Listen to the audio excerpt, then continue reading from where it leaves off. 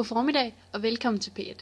I anledning af jubilæet for 1. verdenskrig, der startede i 1914, der har vi her på P1 valgt at sætte fokus på forskellige emner og temaer i forhold til krigen. Og i dag vil jeg gerne snakke lidt om den europæiske befolknings holdning til krigen i 1914. Og først vil jeg lidt fortælle om holdningerne i de lande, som var involveret i krigen fra 1914 til 1918. Man kan sige, at i de fleste lande var der en positiv opbakning til krigen. Der var rigtig mange, der meldte sig frivilligt til at kæmpe mod fjenden. Og det, der ligesom fik mændene til at melde sig, det var en kombination af tre ting. Det var eventyrlyst, fædrelandskærlighed, men også alligevel en pligtfølelse.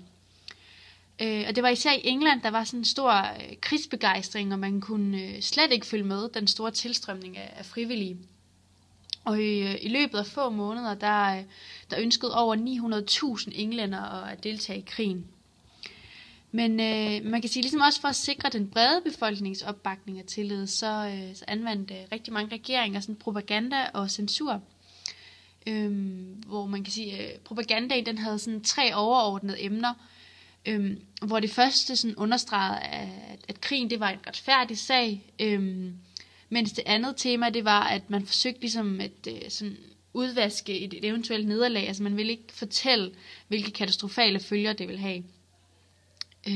Og det sidste og tredje emne handlede om at sikre sejren. Altså man havde den sikre sejr.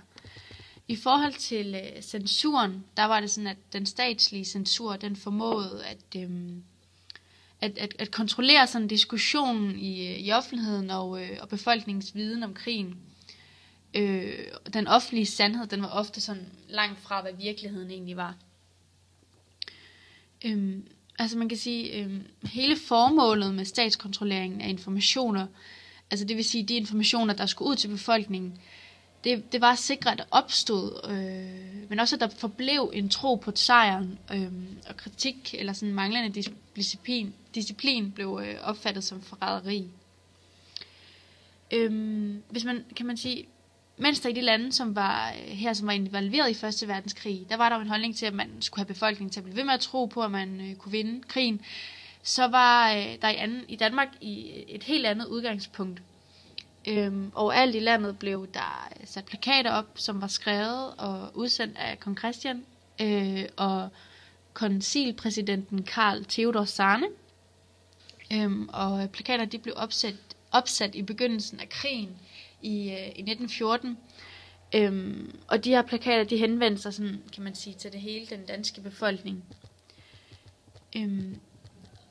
Og på de her plakater, der gjorde kong Christian og Karl Theodor Sarne det klart, at Danmark er neutralt, og vi forholder os neutralt til krigen, og derudover, at vi har et godt forhold til alle de nationer, som er involveret i krigen. Og hele formålet med plakaterne var ligesom at fortælle, at det var vigtigt, at danskerne forholdt sig neutralt, som altid havde været kendetegnet for landet. Og de opfordrede også til, at man ikke på nogen måde skulle ytre sig forkert om krigen.